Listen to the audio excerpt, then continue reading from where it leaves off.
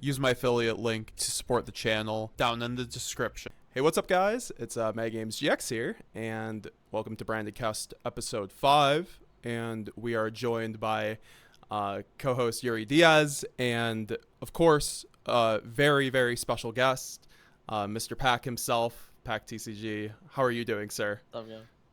I'm great. I'm doing well. I'm excited to be on. Thanks for having me. Of course, I had to. Like I mentioned before, ever since you've been on this branded arc. A lot of people on my channel have been very excited. They're always sending me your new profiles to check out on stream and things like that. And I want to catch up with you. And I thought, what better time than ever, right after your first place 10-0 Philly run with Branded. Thank you.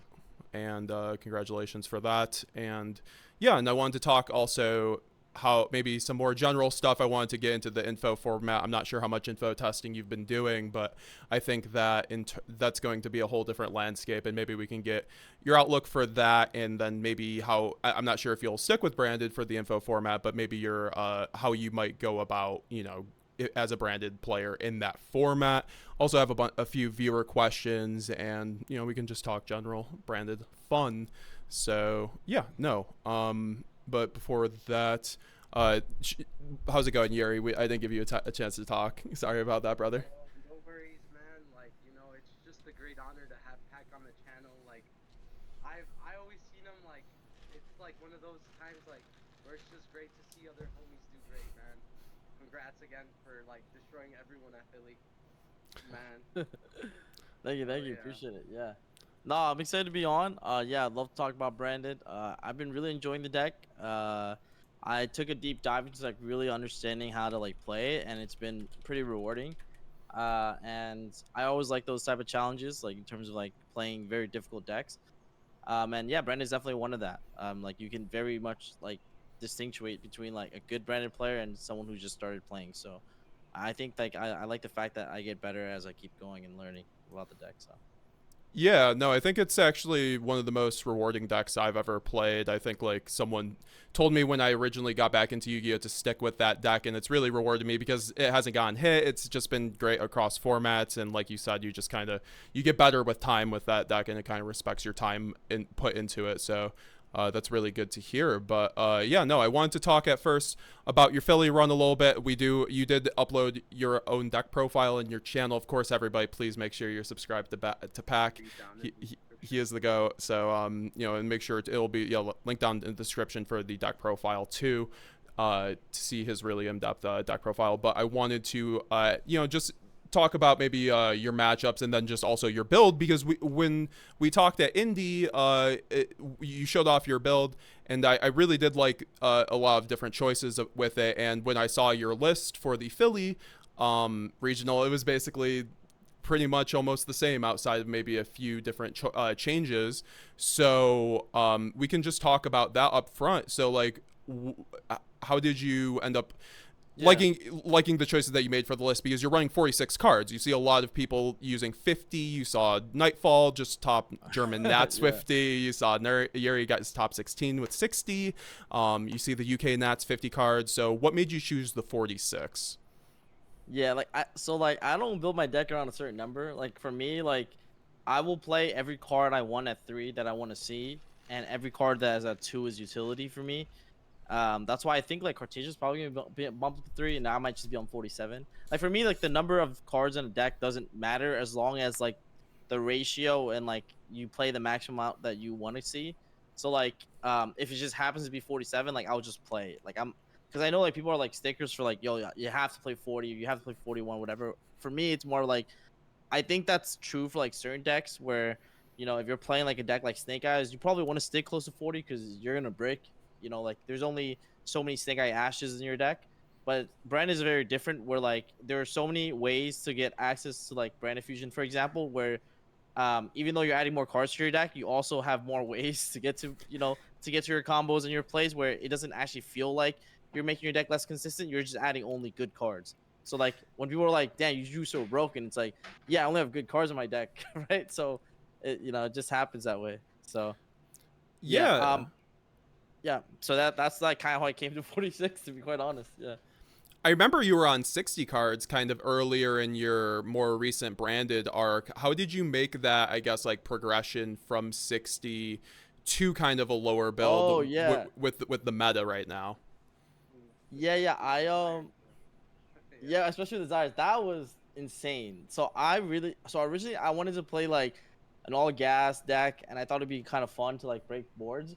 So I'm like, okay, what better deck than Branded? Like this deck just eats through like everything. So I was like, okay, I'm gonna play 60 and play every broken card I can think of. But then I ran into a small issue. Like I didn't really like the Patchwork engine when I went first. So I was like, okay, I think I want to just make my deck the best it can be. I just puppet lock my opponent. I'm just not even trying to give them a chance. So I basically decided to become like a puppet master. So I like learned every possible way to puppet lock through everything and anything.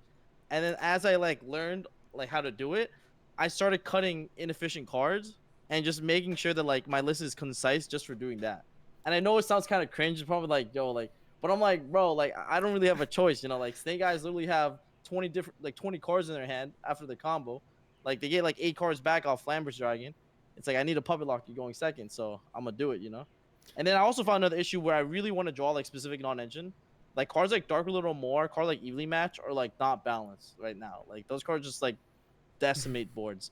So I was like trying to play like the I was slowly trying to cut cards just so that I made sure I saw them.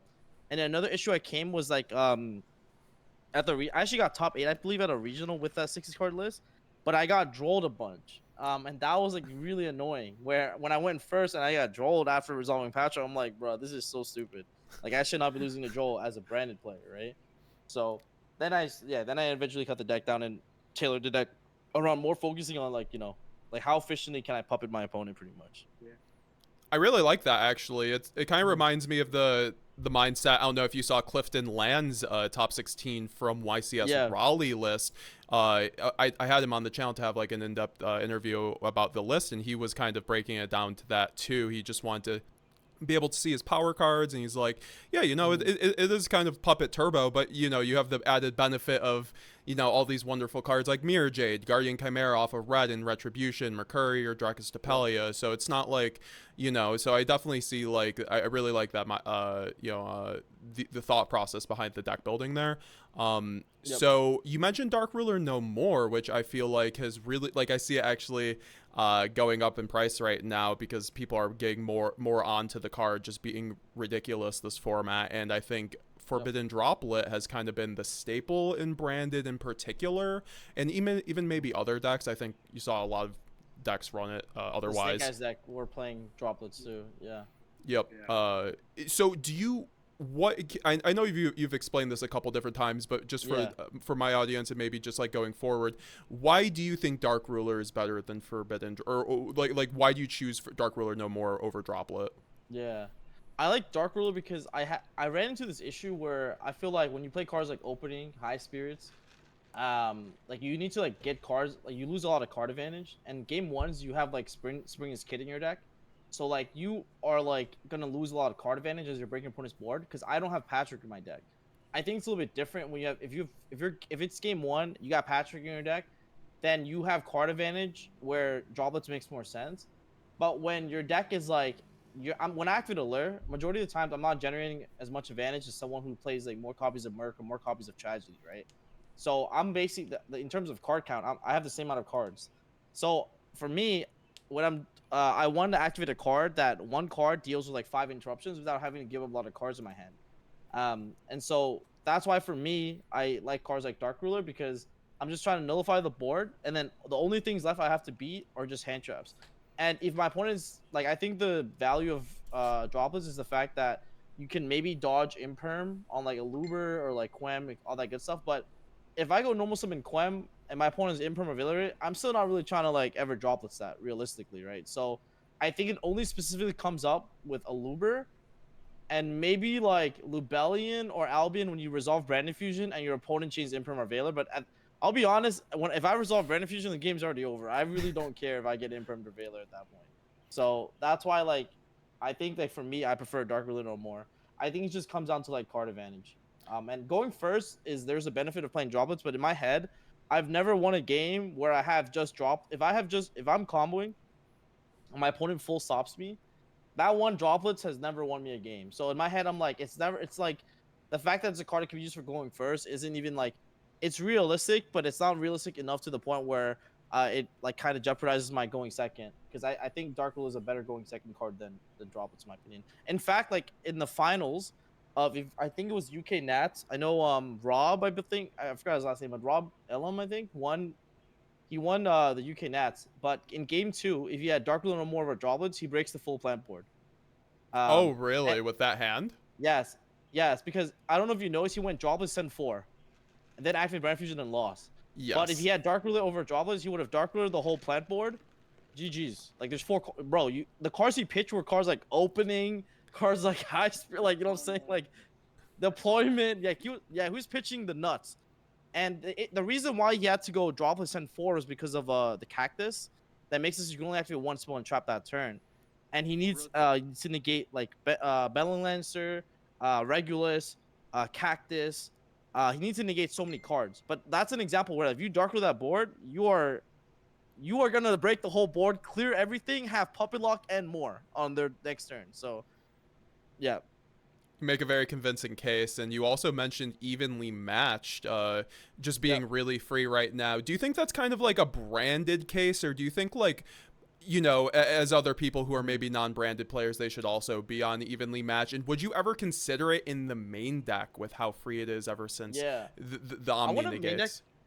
I want a main deck evenly match, and there are some decks that could do it. Not a lot though. Brandon is one of those decks. I think the Rika deck is also an example of this because all the Rika lists that topped and did well, actually main deck evenly. And it was actually a theory I also had for like the Despia deck. I'm like, why am I not maining this card? Like it's actually even better game one.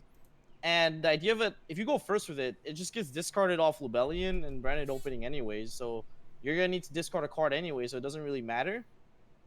And the only time it ever really comes up is if you open like maybe you have like a Saronir and a evenly, so like you obviously want to like opening the Saronir instead, right? But maybe that's like the only time there's a confliction. But that card is even crazier game ones, and without Omni negates in the format, it's just like you can really just win the game off that card alone.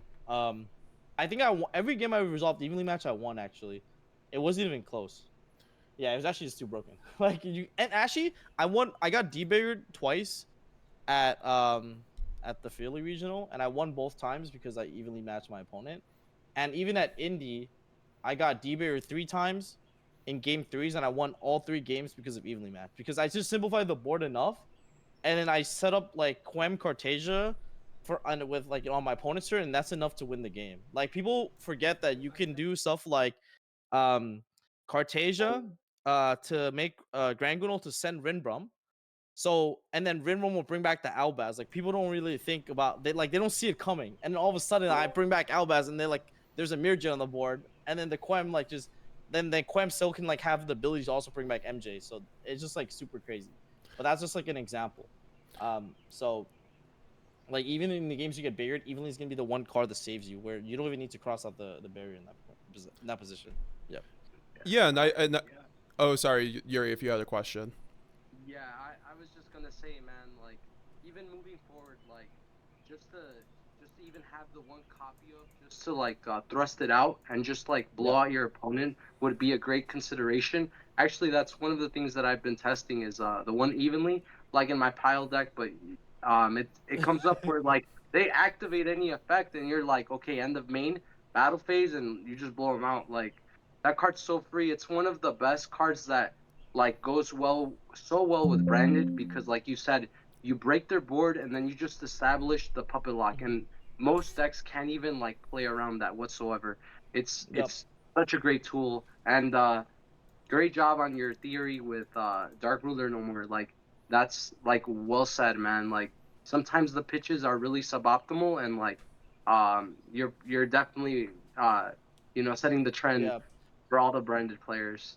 And like I can like do even a sneak peek into like info format, right? People are gonna end on Caesar. Like, bro, I'm not really trying to droplet the Caesar. Like, I'm trying to Dark Ruler negate the Rage, the Caesar, the like everything else on their board. Like so because like I said, especially it becomes an issue where like if you have the droplets in like draw phase or anything like that too, you lose so much card advantage.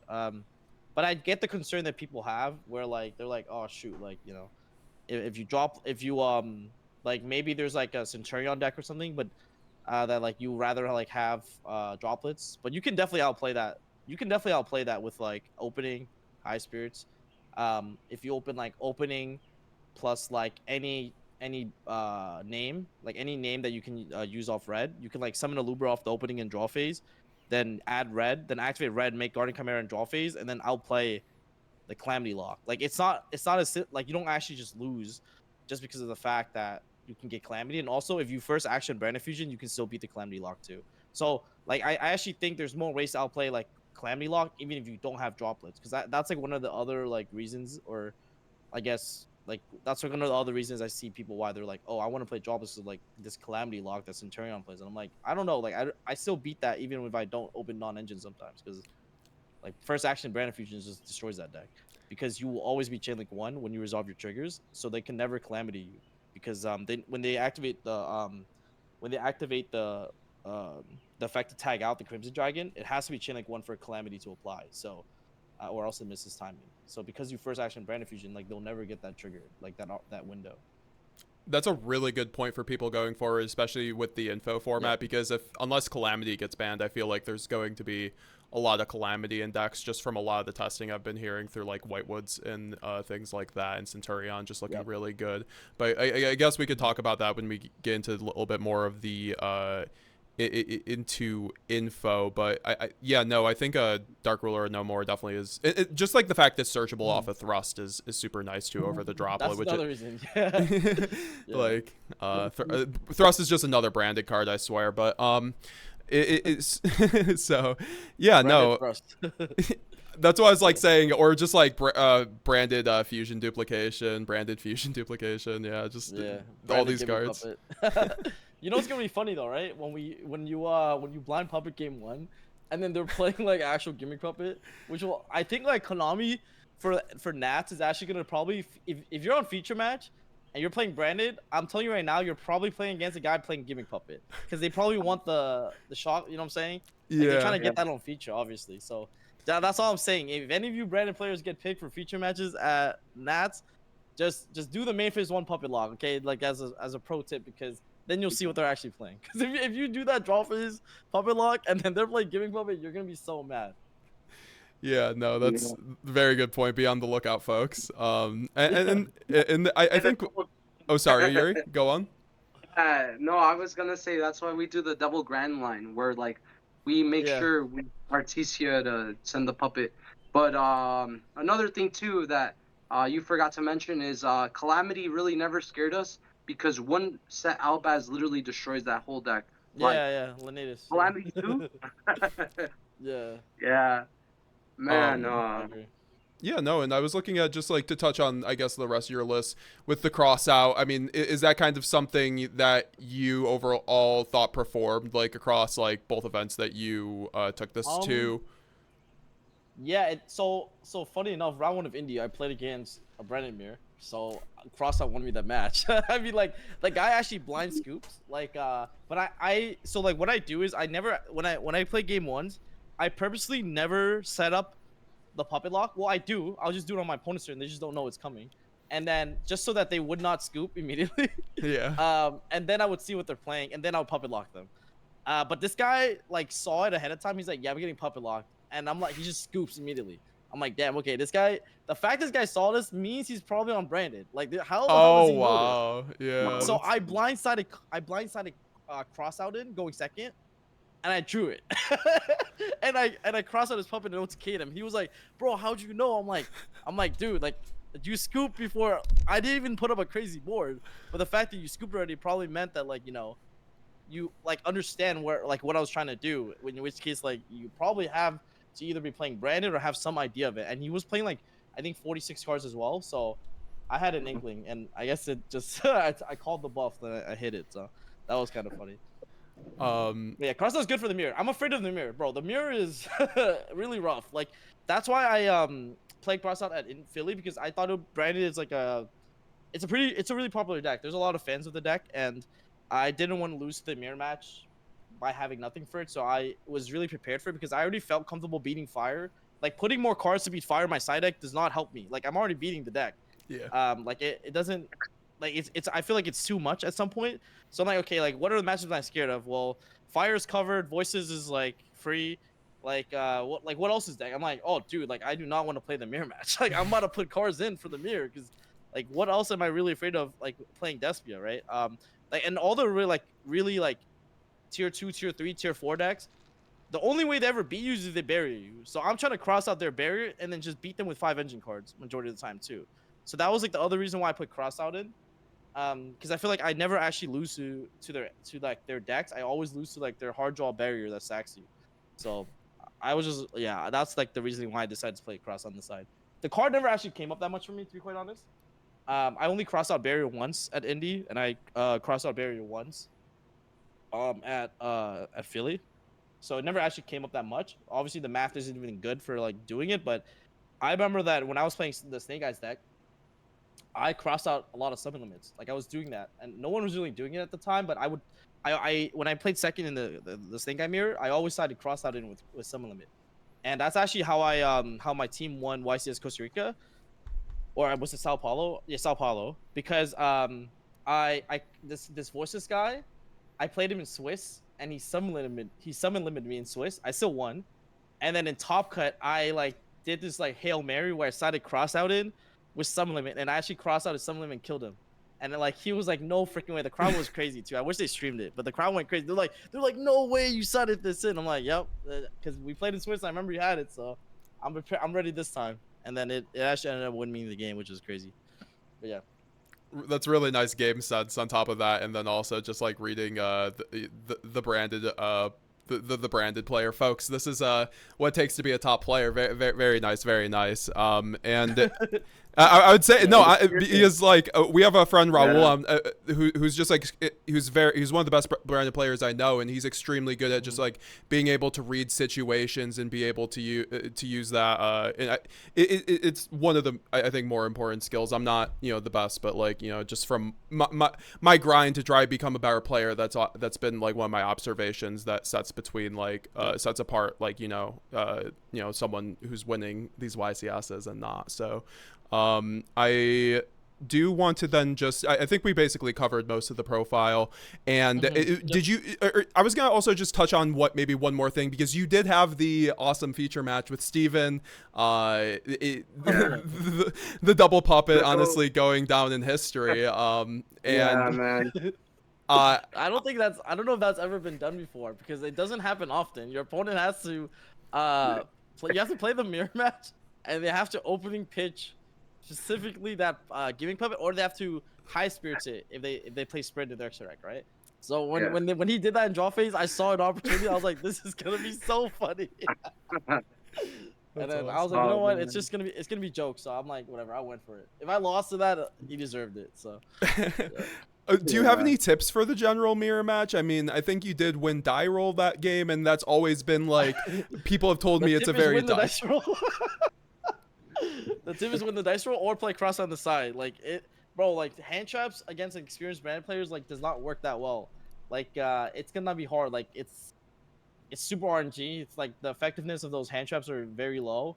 So you need to kind of tackle the end board. But the only cards that really do that is cross out, and like droplets does not work. Like you play against anyone with like any sort of experience, like you cannot droplets the lock. So. Yeah. Unless they go Branded Fusion, Summon, Sanctifier, Pass. Like, maybe you get lucky enough. Like, but that does not happen often. Look at yours, like, bro. Like, there's no way people do that. Oh, bro, I've tested the mirror like 100 hours, like plus, with one of my best friends, and shout out to my boy Alejandro. But like we came to a conclusion where it's like, bro, let's just like show each other's hands and like see who wins the roll, because like that's really what it comes down to. Like, but like. For me, I played cards in my deck. It was a lot different because I played like Super Poly and Banishment, but like those cards are the only cards that I feel also like give you an edge in the mirror. I know you didn't play them, but like I respect the mirror so much, and the puppets just game over. Like, let's be real. Like, there's no way you're getting to turn 3. Like, you're dying. Yeah. Because they're gonna make the power load and then just pop your back row and you're dead. Yeah. And then another cool thing they could do is when they could also make it so that they add red back to their hand with like Quem bringing back the kit, and then they can like immediately draw phase with priority activate Branded in red. So even if you have like set fusion dupe going second in the mirror or set reds, it does not matter because you'll get priority, right? And then it'll be real protected by loss, so you insta lose to Chimera, popping both your back row. So like, I think like you can cheese like the inexperienced Branded players with like for example, I know I saw like the triple branded, or not triple brand. I mean, it is basically a branded card, but the fusion dupe, the triple fusion dupe can definitely finesse someone in the mirror match if they're not like well versed. But if they're smart and they make Furious with a set, like like it's gonna be hard. Like you like so. But I know what you mean. Yeah. Yeah. Anyway, as long as you establish loss, like you literally like read the card, you lost, you branded lost. Like that card's one of the most ridiculous cards ever printed. Like that Branded has. That card alone, like I don't know, like just people read it and they're like they get so upset, like hard opening that card. Yeah. Because like you go to town, like that's one of the best things about branded loss. Like you could have the 10 hand traps in your hand. That loss says no. So yeah. You can't even ogre loss because you can't respawn in the window. So it's funny. Yeah. You know what's funny about loss? I actually had a list where I was playing 3 loss and I was playing Meltdown without Alistair just to play it because I just wanted that fact that like my point. I like the fact that my opponent can't respawn was just so OP. Where I was trying to like play as many cards as possible to facilitate that. So I remember I made the 60 card list with like 3 Meltdown, but no Alistair.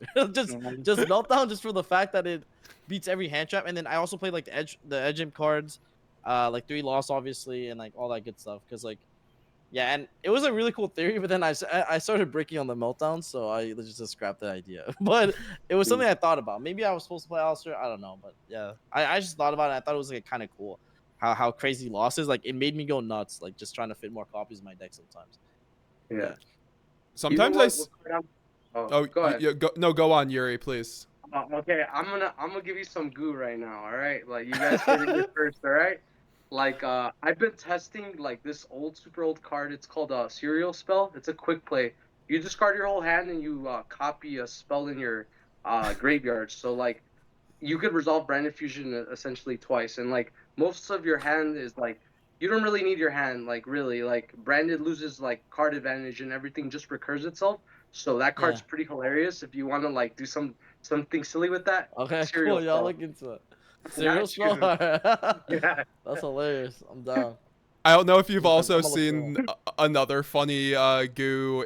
It's Give and Take pack. It's a card that that card kind of came up when everyone was like Sanctifier is gonna get bad because it's a thrust target where you can essentially facilitate Gimmick Puppet. Believe it or not, I got FTK'd at a YCS by that card before, and I was actually molding crazy. And you wanna know what's funny?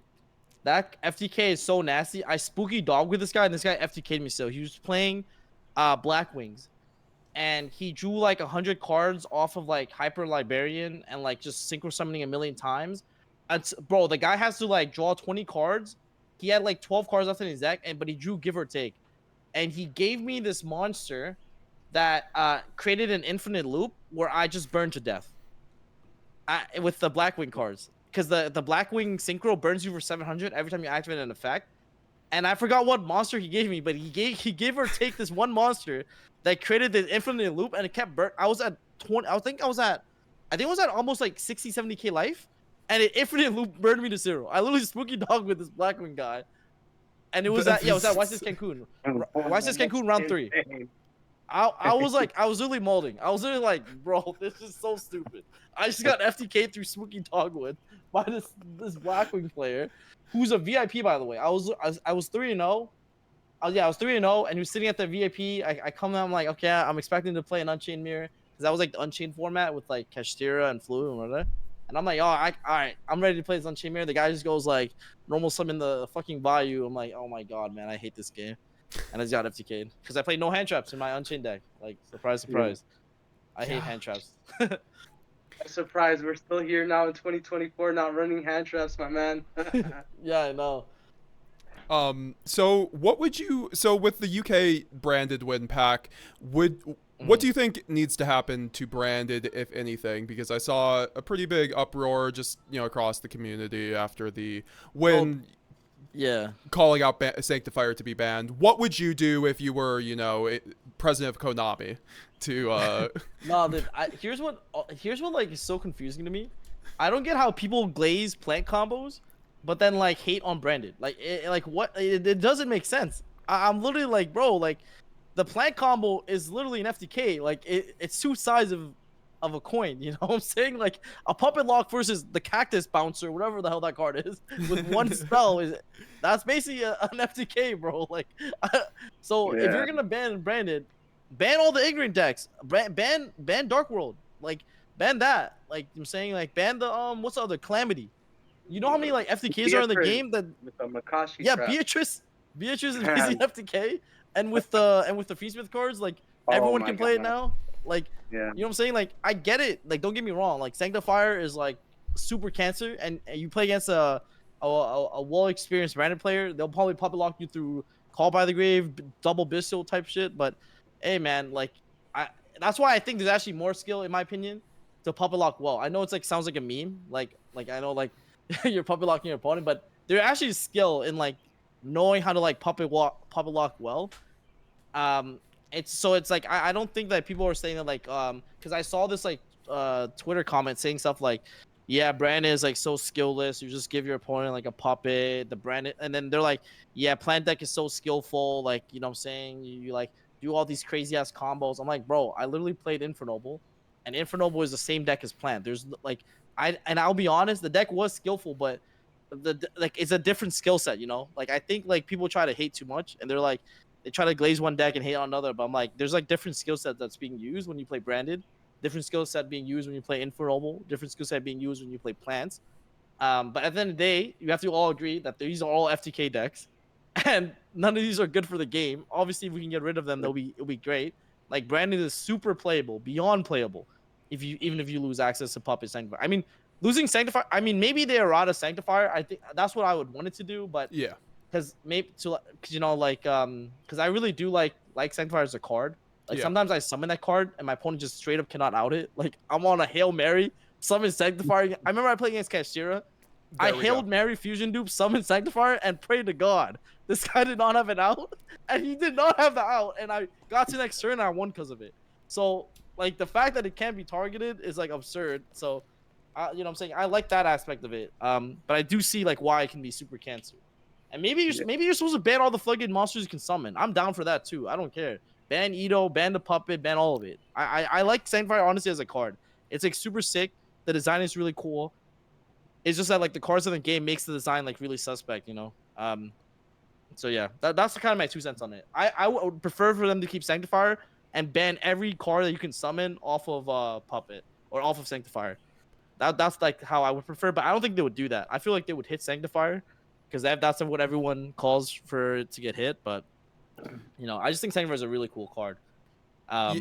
It's our evenly out. That's what's really nice about it too. Like, besides the blazing, true. yeah. So we would lose that, and I think you brought up the Kashira choke point. Like, honestly, a lot of people just don't know that you can just make a Sanctifier. Most of the time, they don't have an out for it, which is really funny unless they can get to like Ogre with like Raidso. But either way, I think like, you know, I've seen like different debates on it. Like, I've even seen ban Branded Lost, which I felt like was an interesting one, because I've seen people from like Creighton Pre who just keeps running up the Texas regionals with Branded, and he doesn't even run the Bestials, and he doesn't even run Branded Lost. He doesn't run Puppet, and he's doing just fine with it.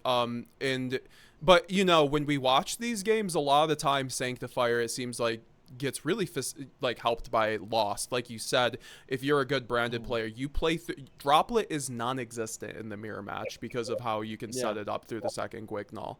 So you know, I think Lost might be a, you know, decent hit too, but like, I've even like some people have told me, oh, I wouldn't even play Branded without Lost, because the fact you can just, you know, like you said, with like the magical meltdown interaction is just so broken with that card being able to chain Sanctifier, for instance, or even Mirror Jade or Boral Load. You just kind of lose all that, which I think would hurt. So I mean, if we do see a hit, you know, I feel like it would probably just be Sanctifier ban, or I mean, we could see the OCG Branded Fusion to 1. I don't think there's enough decks that are abusing Branded Fusion as an engine. Like, I think the closest we ever got to Branded Fusion to 1 was when Voiceless Branded was a thing and seemed to be doing pretty well with Sanctifier, and then it kind of fell off. You want to know a funny story? Yeah. So at the Philly Regional, I lose the roll.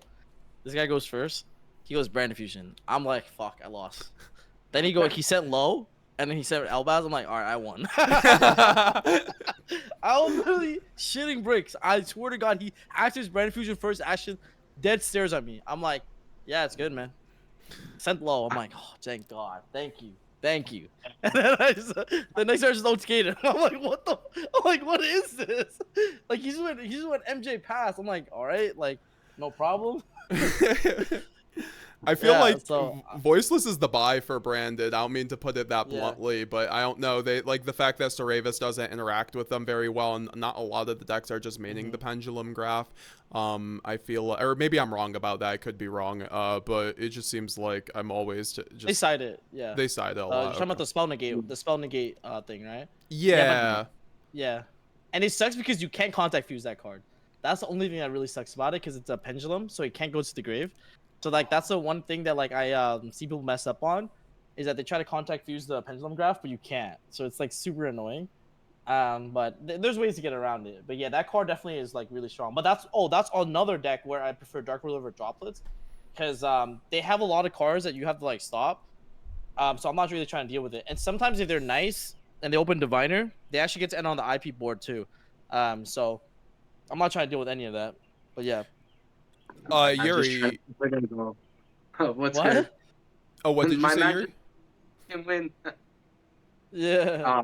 That's all it's about, man. Like, Andres Torres once said, you have to use everything in your tool belt to win, and like as long as that is legal, like you should stop capping and just play puppet, because like that dictates whether you want to play a 15-minute game to a 45-minute game, and like Branded is one of those decks where like it takes a lot of mental capacity to play it to the T. Like you're gonna be playing around like every round at least 2 to 3 hand traps. And you really need to think outside the box with Branded in order to do very well. A lot of people say, oh, it's just a puppet deck and stuff like that.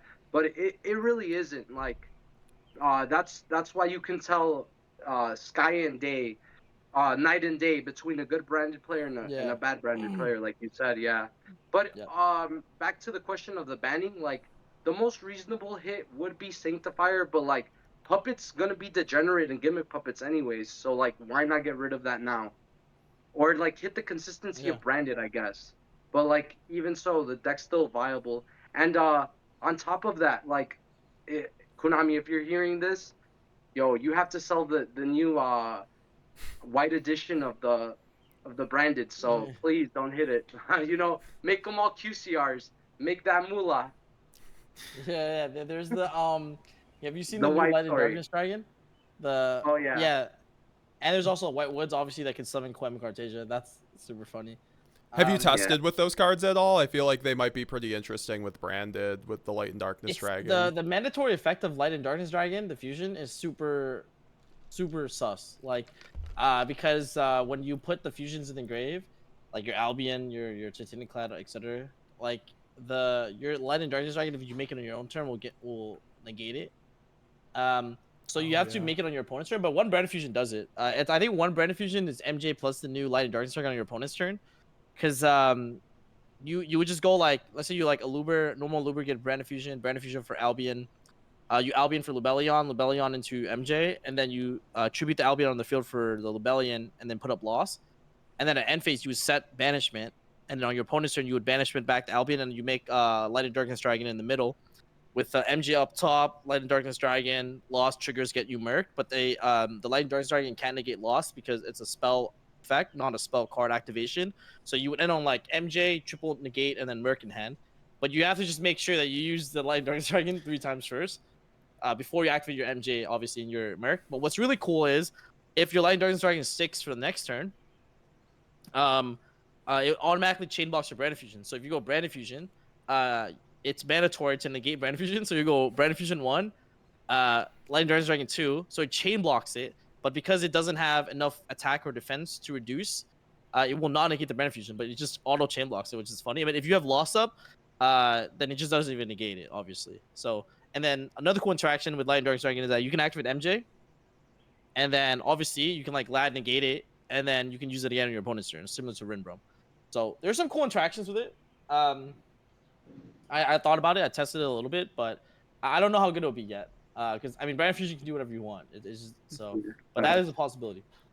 Yeah. Yeah, especially depending on the format. Like we've seen people run like Dragoon in and out of the deck depending on the format, especially with like Kashira. Yeah. So definitely could see something with that. And I think the Whitewoods cards, I'm not sure how much testing or really you've done with those cards, but I think those cards have a lot of potential for a branded synchro variant. To If you kind guys of got the goo, maybe then let me know. Oh I man, haven't, we're in the kitchen. Really? All right, yeah. Oh, I haven't yeah. thought about it at all. But yeah, the fact that they link to Cartesian and Quem is insane, and 100% like Cartesian doesn't unlock you. So there's a bunch of cards that do lock you into Fusion. So I think there's definitely some branded synchro that could be kind of cool, especially with like this Potter still around, right? So yeah. Yeah, exactly. Like I think with Baron being hit, kind of took a hit there, but I think the Whitewoods will definitely give some life back into that. Are there any other? So like, do you think we're gonna get a ban list before Nationals pack? Nope. Do you think we'll get Nope. one after? No. We'll get one after, but not before. Like we're playing this format like with info cards. It'll be the same format. Saying that's gonna be like still insane. You're just getting more support cards, and I don't see them like. There's nothing for them to hit. Like if they do anything, it will just be after NAWCQ or after Euros. Euros is the week after us. Oceanics is in 2 weeks, so that's kind of like the timeline for them. They'll have Oceanics, there's no list. NAWCQ, no lists, and then Euros no list, and after Euros they'll probably do a list, and that'll be like, and then that'll start the new season of YCSs that happens in like in like September, and then we'll have Worlds on the Worlds ban list, so that doesn't matter. But I don't see a list coming out, and I wouldn't expect one either, because it just even last year, like look at last year we played full power cash, like Yeah. they didn't do a list before, and so I don't expect them to do anything as well for this one. Yeah. But like, last year is a good reference point. Same thing with the year before that when Brave Adventure Pile was full power too. That was super cancer. Source Soul. So yeah, I don't expect a list. Yeah. So for maybe then the post info format, what are things that you're looking out for in terms of preparing for? I'm not saying to like just give away your goo or testing strategy, but for people who are, because I feel like the format's being dubbed like an FTK format, and like especially with Branded in mind and maybe other decks like Branded, we're not really able to run hand traps. Maybe we have to start running hand traps. I'm not like, maybe you could talk about that perspective from like a Branded player, maybe from like other decks too. So like what I usually do is like I make a list of like all the possible decks that can exist and like decks that will get stronger. So you're like obviously if you just take literally like honestly 1 hour of due diligence, you will see that there's like Tenpai getting support, there's Memento, there's Unchained Yubel, Fiendsmith, there's what else is there? There's Fiendsmith piles, so like any sort of like Fiend pile that like can make Yama and then make like free Caesars and like make free Rages on their end board. There's Whitewoods, the Centurion with like Centurion and Autry, which is like the new dragon that is a tuner and a non-tuner for the Centurion deck, and it also like draws you free cards, right? There's like Ritual Beast getting support, Inferno is getting support, right? So for me, like I just test all those decks. Like I just go in the lab and I build all those decks and I play them. Obviously, not everyone has the same amount of time. Well, I don't have much time either, but maybe not everyone cares enough. But that's like, in my opinion, the best way to go about it. You can like give a shout to like DB Grinder here, for example. If you don't have the time, you can just watch replays that he posts of the new decks and see what they kind of do. You definitely should not go into like NAS is once a year. I would say it's like the most important event of the year. It's once a year. It's your only chance to go to Worlds. So I would say like if you're trying to do well, then you're gonna have to like you can't just get away like not doing a lot, right? So for me, I think that if you want to do well, then you definitely need to know what all these new cards do. Because like even another deck I forgot to mention is like the Gimmick Puppet deck, right? That deck also is gonna be pretty solid, right? So you need to know what all these cards do, how to stop them, how to interact with them, or else you might be caught pants down, you know. So and you don't want that happening. So Yeah, that's kind of 100. like my 2 cents on it. Okay. Man. Yuri, how Yeah. about you, brother? How have you been kind of like looking through it? Because I know you'll be going to Nats Man, too. So how have you been looking at definitely.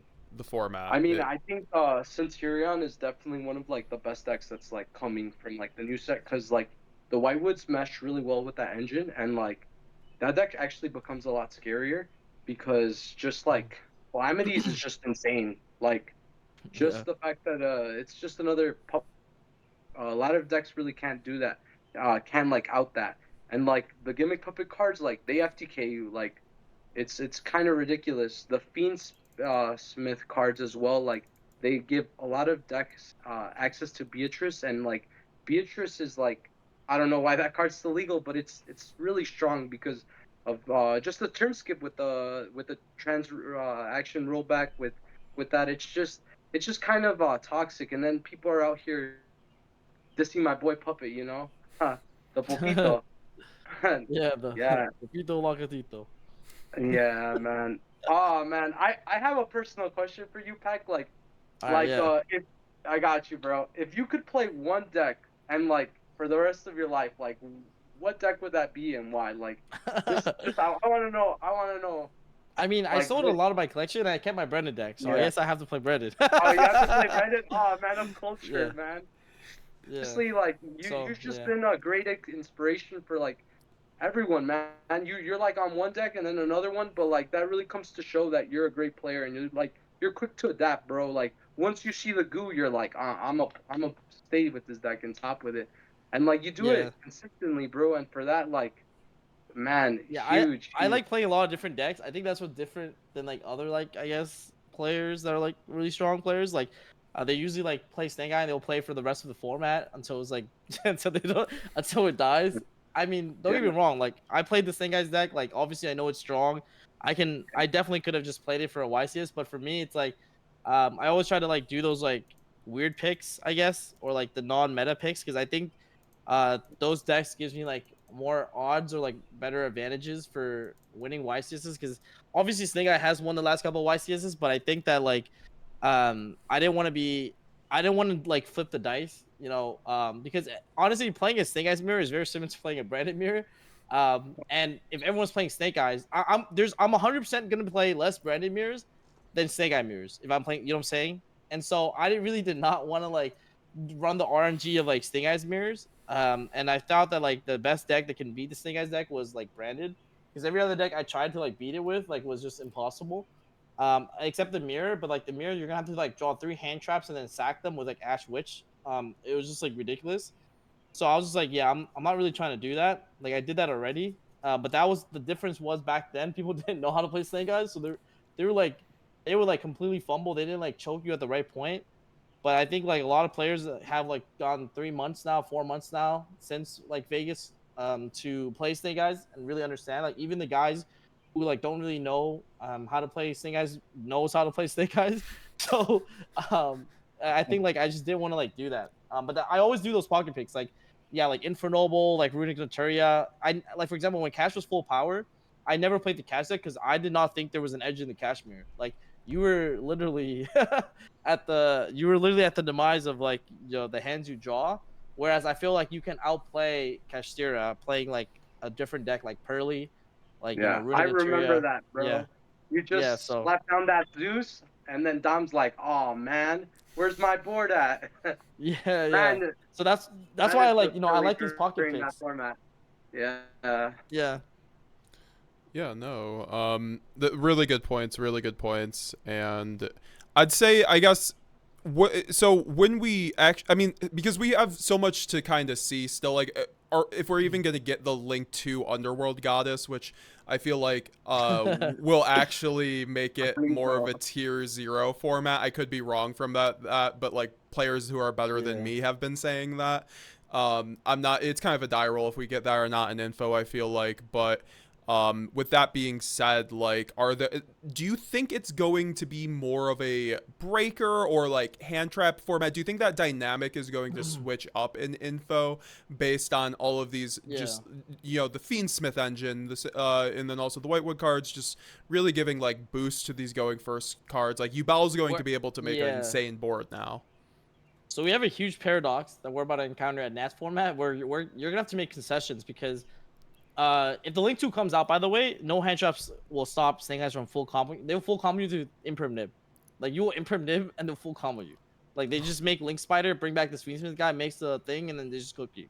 So it is absolutely like disgusting when that card comes out. I really hope it doesn't. But even if it doesn't come out, the issue is that like the Feastsmith card makes it really difficult for your opponent to hand trap you. Like and going second, the Feastsmith card is absurd because if you open the Fiendsmith, you can, activate Fiendsmith, get the spell, activate the spell, track this to summon the Lori. Lori goes into the Link 1, the Link 1 tags down to another Fiendsmith, but the Link 1 has an effect where it can equip itself to a non-Link Fiendsmith monster, which is going to be the Fiendsmith. And then this Fiendsmith has an extra ability where it can pop the Fiendsmith Link 1 in the spell and trap zone and pop one of your opponent's spell and trap. The reason why that's so important is because let's say you hand trap the mirror match, like the Snake Eye mirror match, like in the past, but they have cards like impermanence. Activating one Fiendsmith card does not interact with imperm at all. Like, there's no point where they can imperm. But not only does it build their board into an Appaloosa that's on the way, they just dealt with an impermanence in the back row as well. So it's like a Nightmare Phoenix without and they didn't commit anything. This is not normal summoning. This is nothing. They just force out your imperm, and now they're about to go for the Link 2 play. And make the fusion, bring back the 6, and then all of a sudden they have a Link 2 and 2 level 6s, which threatens Appaloosa. So now, if you have Nib, you're gonna have the Nib there as well, right?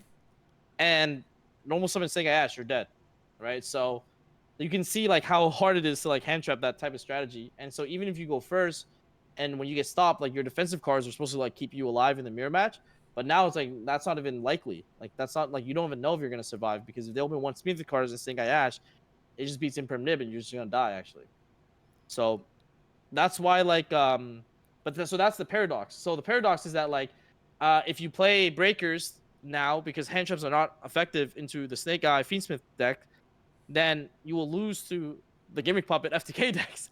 So it's bro, what am I supposed to do? I need to play hand traps to beat the FTK decks, but then but these cards are not that good into the Snake Eye mirror. So you're gonna have to make concessions. You're gonna have to lose, what I'm saying, just hope you win the dice roll against the FTK deck, which might be a valid strategy, because unfortunately that's kind of the Yu-Gi-Oh! And that's why people are oh man, I love 30 decks in the game. It's okay, then now you have prepared to face the consequences of 30 decks in the game, where half of them are FTK decks and the other half are decks that ignore hand traps, which are designed to stop these mid-range decks. But a lot of the mid-range decks in the game almost feel like combo decks, because they just play through everything. Now they have Ash, Witch, and a Fiendsmith. Now they have 3 pushes, right? So you can see how crazy it gets. So that's kind of where I'm at, where I'm I'm not sure yet. But I'll tell you for sure, I'm gonna have to make concessions. So you can't build around everything. If you could, then you have the best deck. I don't know what that is. If you could beat all those decks, then you got the best deck. I don't know if such a deck exists. I'll be honest with you. Maybe 60 cards branded with 20 hand traps. Fuck it. Maybe that's the goo. I don't know. Maybe play Edge and Chain, man. Garden Chimera, draw a bunch of hand traps. Maybe that's the move. I don't know, but yeah.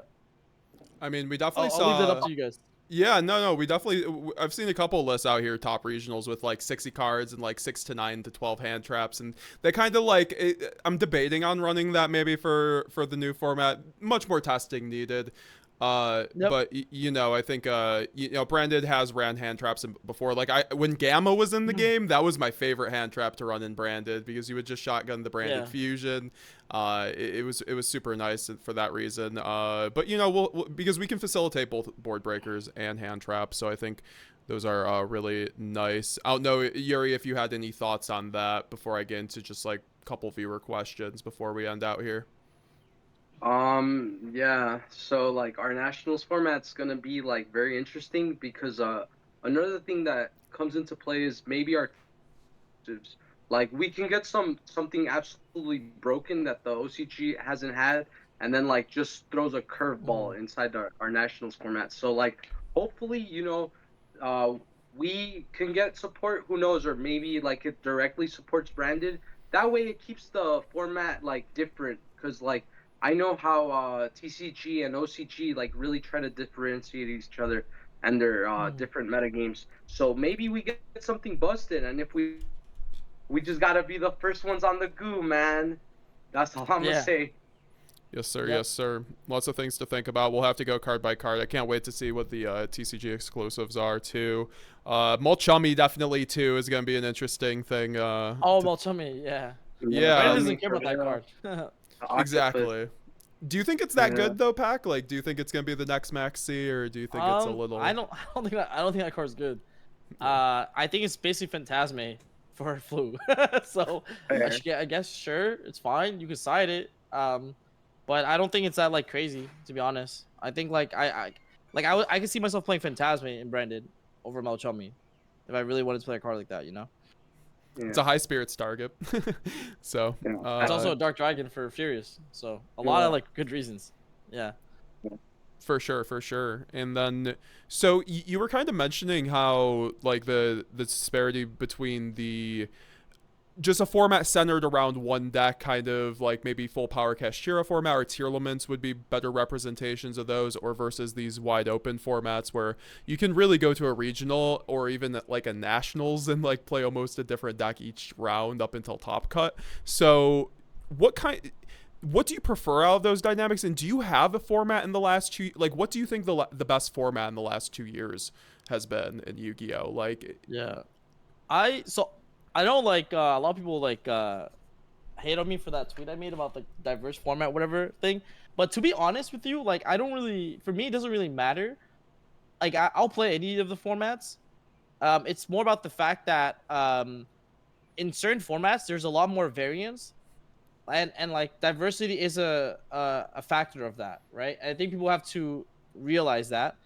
Like I still did really well in that format that I complained about. Like I think the next two YCs after I got top 4 and then top 8 playing Infernobles in the same diverse format that I was complaining about, right?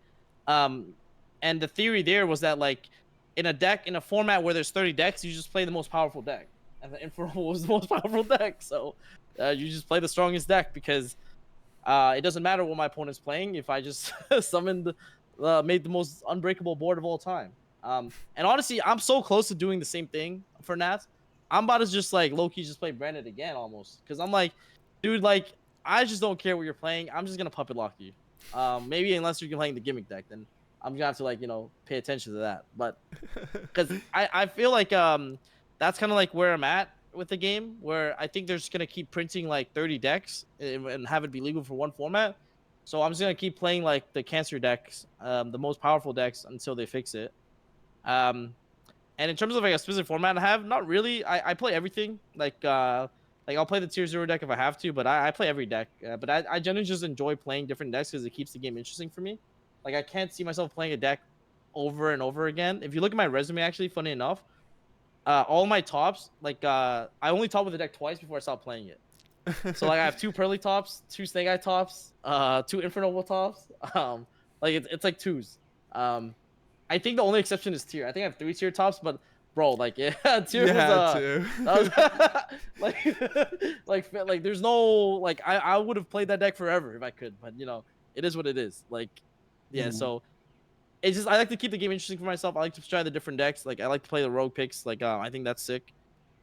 So I don't have a specific format that, because I feel like that limits you as a player. If you like are only good in one format, then what's the point of being good in only 2019 format, or what's the point of being only good in 2022? It's like Yu-Gi-Oh's not just gonna be 2022 and 2022 Yu-Gi-Oh. It's gonna be constantly evolving, and I like the fact that like you need to be able to adapt, right? So for me, it's like even though I complain about the diversity at Weiss Indie like what in 2023, it's like I was like, you know what? Let me go back in the lab and then try to like come up with something crazy. And then that's how Infernoble got birthed. And that was an example where like you have to adapt as a player. Like, yeah, it sucks. Like, yeah, I'm getting variance by people, but I mean, you're just gonna have to adapt. And that's like the interesting part about Yu-Gi-Oh, right? Because I could have just played, like for example, I never played Rescue Ace when it was like the best deck. Oh And yeah. I typically don't do that because, like I said, I think there's no edge playing the best deck unless it's like specifically tournament where you don't have a choice. Um, but yeah, so that's kind of like my take on like the whole thing. Yeah. Okay, yeah, no, that's a thank you because I really wanted to Yep. get your answer about that and you kind of brought it up, so I was like, perfect opportunity. But yeah, no, I think that will wrap it up really nicely. We got to talk a lot about really good branded info and just various other things. Yuri, was there anything else you had thoughts on, brother, before we close out here? It would be an honor for you to join the Blazing Branded group chat, brother. Like, you know, Yeah, sure. I mean, yeah, I'm down. yeah, man. We're always cooking in there, and thank you, man, for basically like everyone that Snake Eyes ain't even the best deck. Like, we got Puppet, you know. Yeah. Yeah, man. And once again, bro, congrats, bro. I'll see you at the top tables at Nats with the best deck. Thank you. Thank you. Bro, Yes, honestly, sir. I really wanted to top with Despia. It was actually, I played it all the way back then when it first came out too, and so it was always a deck that always escaped me from top cut. Like I was always so close. And so yeah, I was actually really sad at Indy because I really honestly I misplayed so nasty to not top because I honestly think that if I didn't mess up that one round and if I played Masquerade in my extra deck, if I played Masquerade in my side deck and I didn't mess up that one round, I would actually I would finish first in Swiss. Like I played so well, but until that like it's round 8 and I'm like my brain just shut off and I'm like, oh my god, bro, why did it shut off? Like it's the worst time to shut off, bro. But at least you're top. That's pretty solid. Yeah, You trying to man. represent. Thank you, But it's hard, bro. bro. It's a hard deck. Like you It messed up took too, three right? You said. YCSs, bro, back to back to Yeah. back, bro. I would always get Yeah. like 40, like 40 something, and like you've seen me, we would always be close to Yeah. each other, just be Yeah. vibing. Yeah. And No, it's hard. It's so a lot hard. of people don't give it credit for it. You really do need your brain to like play Despia at its best. And like Yeah. one misplay just costs you the match. Like Yeah. there's no game 3 because game 3 they're gonna go first, maybe, and you're just gonna lose potentially. Yeah. Like that's Yep. just I'm just happy that you brought that up because a lot of people that are back at home like watching this are gonna be like, oh, I'm gonna pick up Despia and puppet lock everyone. Nah, it's not even like that. You have to like really think about your plays and be like, okay, I'm gonna pitch this Yeah. Merc and banish it off Albion so I get more resources so that way I don't get cooked on the follow up. There's stuff like that that Yeah. just distinguishes a great brand, a bad branded player, like you said, man. And Mm. man, bro, again, thanks, bro, for being on the channel. Like my boy Yep. Chris, like he's setting the standard, bro. We're having nothing but branded goats in this channel, bro, and I love I'll it. try my best. I'll try my best. Hopefully, I get my maybe I play that NAS. We'll see. That'll be sick. You still have those two top slots for branded left, so we'll be ready Yeah. and waiting for you. Yeah. Exactly. So yeah, no, All right, but I appreciate it. Thanks for having me on. yeah, thank you for coming on, Pack. Everyone can check him out on Twitter, YouTube. I'll have all those links down below. So thank you very much, Pack. All right, we'll be seeing you guys later. Please leave a comment down below, like and subscribe, all that fun stuff. We'll be seeing you guys later. Thank you, Yuri, for being here as well. All right, bye now.